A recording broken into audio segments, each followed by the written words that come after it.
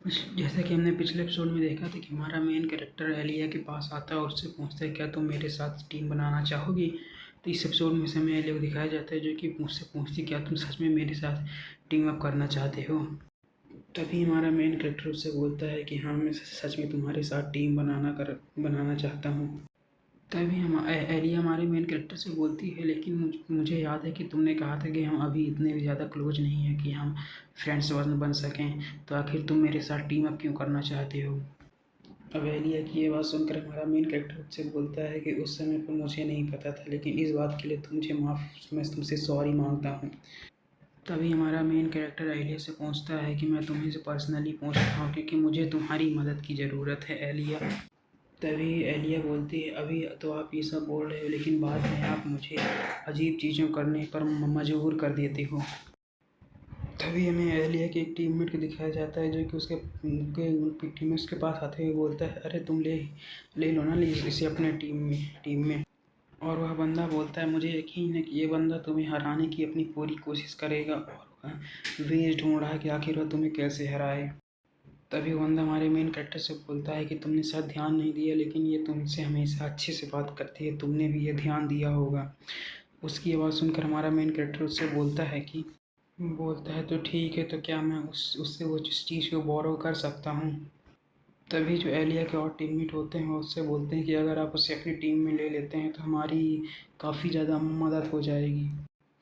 तभी हमें एलिया को दिखाया जाता है जो कि उस लाल वाले बंदे को एक लात मारकर उसे ज़मीन में गाड़ देती है और बोलती है कि लगता है मेरे पास कोई चॉइस नहीं, मुझे तुम्हें अपने टीम में लेना ही पड़ेगा।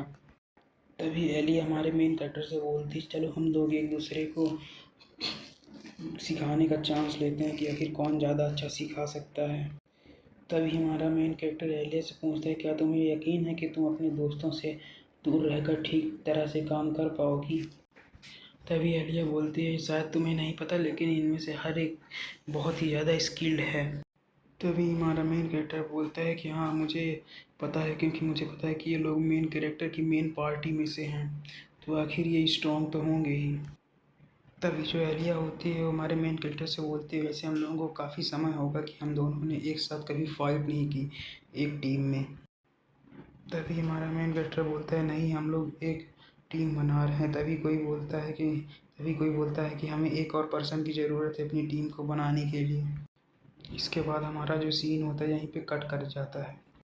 इसके बाद हमें चांसलर को दिखाया जाता है जो कि किसी से बात कर रही होती हैं और उससे बोलती हैं कि तभी कोई बंदा चांसलर से बोलता है कि मुझे यकीन था आप इस चीज़ को एक्सेप्ट ज़रूर करेंगी। उसके लिए वो चांसलर को धन्यवाद भी देता है। तभी चांसलर उस बंदे से बोलती हैं वैसे भी इस चीज़ करने के लिए कोई बड़ी बात नहीं है। तभी चांसलर बोलती है हालांकि ये बहुत ही ज़्यादा अजीब है कि जो सेंटेस है वह अपने एक्सकॉर्ट नाइट के साथ आखिर यहाँ पर क्यों आ रही है। तभी चांसलर बोलती है कि मुझे नहीं समझ में आ रहा कि आखिर होलीनेस करना क्या चाहती हैं। तभी वो बंदा बोलता है कि आखिर तुम्हारे कहने का मतलब क्या है। तभी वो बंदा बोलता है मैं लूसियन को यहाँ पर सड़ने नहीं दे सकता, उसे भी बाहर की दुनिया को घूमना चाहिए। तभी वो बंदा बोलता है कि यह वह चीज़ है जिससे हम एलिफेंट एकेडमी पर अपनी नज़र रख सकते हैं कि आखिर वह क्या करना चाहती है। और वह बंदा बोलता है वैसे भी हर एक इंसान को दुनिया के बारे में ज़रूर जानने की ज़रूरत है और साइंटिस्ट को तो ज़रूर जानना चाहिए। तभी जो चांसलर होती हैं वो अपने मन मन में सोचती हैं कि तभी चांसलर सोचते हैं उसे मेरे इन्वेस्टिगेशन के हिसाब से उसे एक साइंटिस्ट तो माना जाता है लेकिन वह एक डीमन की वेसल कैंडिडेट भी हो सकती है और मुझे लगता है कि उसे एलिफेंट एकेडमी में आने देना यह उनका पहला कदम है ताकि वह हमारे एकेडमी के अंदर की न्यूज़ को बाहर ले जा सकें। तभी जो चांसलर होती हैं वो सोचती हैं यूरिया का अपनी जो जुड़वा बहन से अलग होना ही इन सभी चीज़ों की शुरुआत थी और अब साइंटिस्ट को भी ये लोग यहीं भेजने का प्लान बना रहे हैं। और साथ ही जो चांसलर ये भी सोच रही होती है कि आखिर इन दोनों चीज़ों का मतलब क्या है। मुझे समझ नहीं आ रहा कि आखिर होलीनेस आखिर करना क्या चाहते हैं। तभी वो जो बंदा होता है वो बोलता है जो लुई सैंटिसियन है वह एम्पायर और होली एम्परर दोनों की ही एक सिंबल मानी जाती है। साथ ही में वो बंदा चांसलर से ये वो भी बोलता है कि उसे यहाँ वहाँ पर भेजना हमारे लिए भी कोई इजी डिसीजन नहीं था और बोलता है हमने वो डिसीजन काफ़ी ज़्यादा सोच समझने के बाद लिया है। तभी जो चांसलर होते हैं आप उससे पूछते हैं क्या ये सब चीज़ें वही जो डीमन इंसिडेंट हुआ था ये सब उसके कारण हुआ है। तभी वो बंदा बोलता है कि हाँ तुम सही बोले उस डीमन इंसिडेंट के कारण तो है, लेकिन हमने सुना है कि एल्फांटे अकेडमी के अंदर जो प्रीस्ट है उसके अंदर कुछ और भी चीज़ें पाई गई हैं, ये सब चीज़ें उसी के कारण हो रही हैं।